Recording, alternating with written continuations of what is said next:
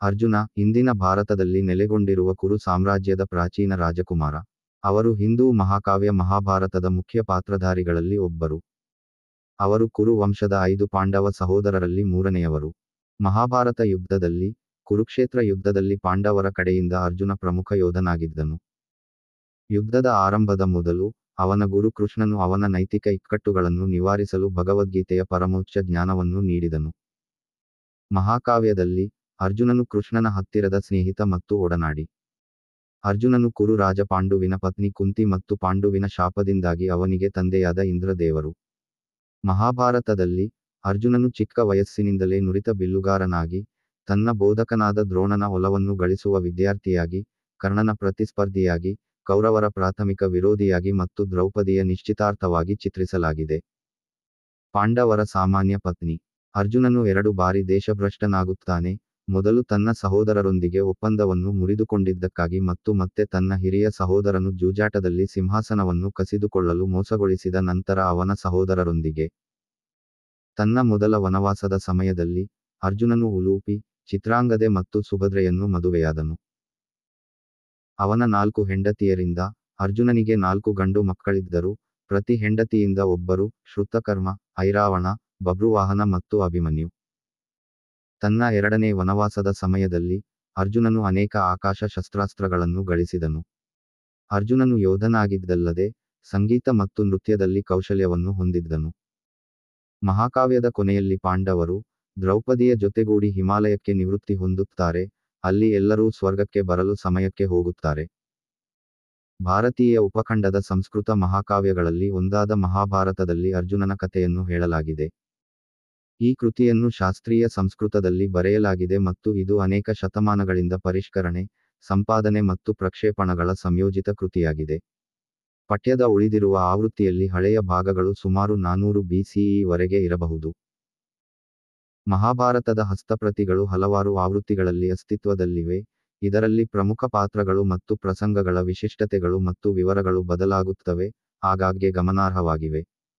ಹಲವಾರು ಹಸ್ತಪ್ರತಿಗಳ ನಡುವೆ ಗಮನಾರ್ಹವಾಗಿ ಸ್ಥಿರವಾಗಿರುವ ಭಗವದ್ಗೀತೆಯನ್ನು ಒಳಗೊಂಡಿರುವ ವಿಭಾಗಗಳನ್ನು ಹೊರತುಪಡಿಸಿ, ಉಳಿದ ಮಹಾಕಾವ್ಯವು ಅನೇಕ ಆವೃತ್ತಿಗಳಲ್ಲಿ ಅಸ್ತಿತ್ವದಲ್ಲಿದೆ.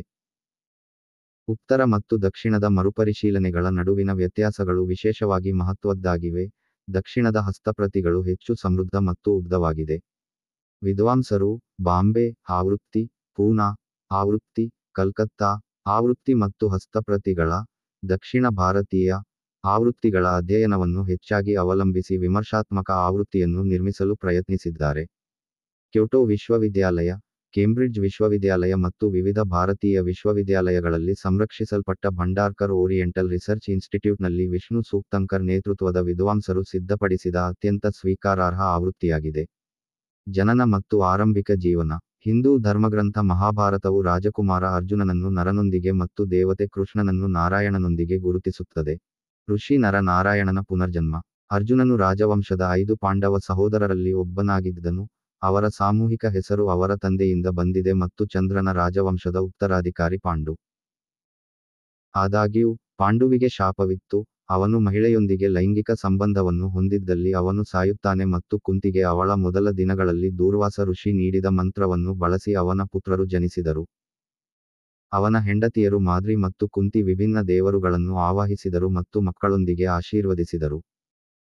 ದಂತಕಥೆಯ ಪ್ರಕಾರ, ಅರ್ಜುನನು ದೇವಮಾನವನಾಗಿದ್ದನು, ಅವನ ತಾಯಿ ಕುಂತಿಯು ತನ್ನ ಗಂಡನ ಕೋರಿಕೆಯ ಮೇರೆಗೆ ಇಂದ್ರ ದೇವರನ್ನು ಆವಾಹಿಸಿದ ನಂತರ ಆಶೀರ್ವಾದವಾಗಿ ಜನಿಸಿದನು. ಮಹಾಭಾರತ ಮತ್ತು ದೇವಿ ಭಾಗವತದಂತಹ ಪುರಾಣಗಳು ಅರ್ಜುನನನ್ನು ನರ ಎಂಬ ಋಷಿಯ ಪುನರ್ಜನ್ಮವೆಂದು ದಾಖಲಿಸುತ್ತವೆ.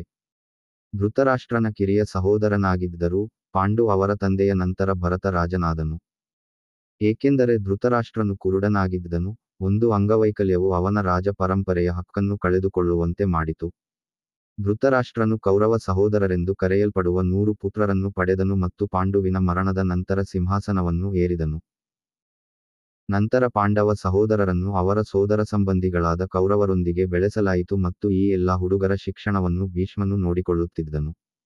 ಅವರ ಶಿಕ್ಷಕರಲ್ಲಿ ದ್ರೋಣ ಎಂಬ ಬ್ರಾಹ್ಮಣ ಯೋಧನೂ ಇದ್ದನು, ಅವನು ಅರ್ಜುನನನ್ನು ತನ್ನ ನೆಚ್ಚಿನವನೆಂದು ಪರಿಗಣಿಸಿದನು.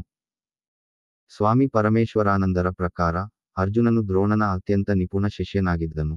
ದ್ರೋಣನು ತನ್ನ ಎಲ್ಲಾ ವಿದ್ಯಾರ್ಥಿಗಳಲ್ಲಿ, ಅರ್ಜುನನನ್ನು ಹೊರತುಪಡಿಸಿ ಯಾರೂ ಬಿಲ್ಲು ಮತ್ತು ಬಾಣವನ್ನು ಬಳಸಿ ಮರದ ಮೇಲೆ ಆಟಿಕೆ ಹಕ್ಕಿಯ ಕಣ್ಣನ್ನು ಹೊಡೆಯಲು ದೃಢವಾದ ಗಮನವನ್ನು ಹೊಂದಿಲ್ಲ ಮತ್ತು ದ್ರೋಣರು ಸರಿ ಎಂದು ಸಾಬೀತುಪಡಿಸಿದ ಘಟನೆಯನ್ನು ಅವರು ಗಮನಿಸುತ್ತಾರೆ.